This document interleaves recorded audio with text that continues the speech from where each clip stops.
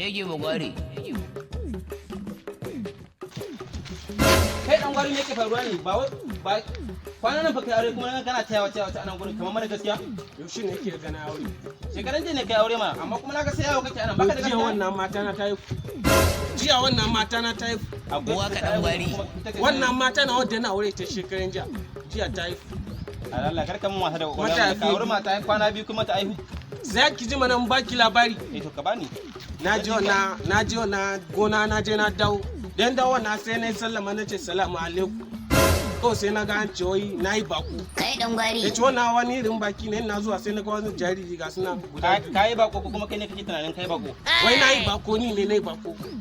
Na ga wani wa jarirai guda biyu. Na ce wannan jariri na waye aka ce wai na wani. Shege ba gwari. Kuma na shekaran jiya na aure ta. Ya karka mun wasa da tunani na Allah kwana biyu ka aihu. Wallahi dai gaske nake ga miki. Ko ka tsohuwar ajiya ne ban sani ba. Ni dai ban sani ba. Shege ba Na gwari. dai tuna mata da wata shine gaba dai na ji wannan manufashin zuciya na bubbugawa. Kai dan gwari. Shine na fito ban san ma wanda zan hadu da shi ba sai na hadu da ke. Shine nake so ki bani wannan shawara me kamata in yi. Lalle ka aure baby ni yanzu shawara ɗaya zan iya baka ka je ka ta nemo uban ɗan nan nata. Shine shawara ɗaya kawai.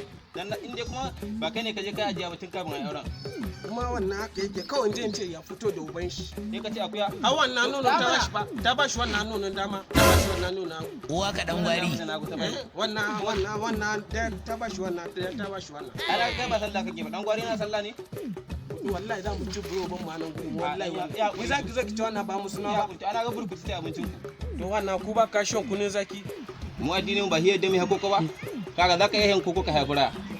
In ta kai ta kawo zaka yi hen zobo ka kuma hakunin aya. Mu wannan muna sallah amma a cikin wannan addini na mu an yadda mu sha burkutu, an yadda mu sha fami, an yadda mu sha wannan abubuwa guda biyu burkutu fami. Daga neman shawara kuma zaki zo ki ga mutane magana. Kafan kan makili take fadan gwari kare ganin tsalo. Daga neman shawara zaki zo ki rena mutane hankali. Dai shawara ɗaya ko ka je ka ta nemo maka uban nan ta.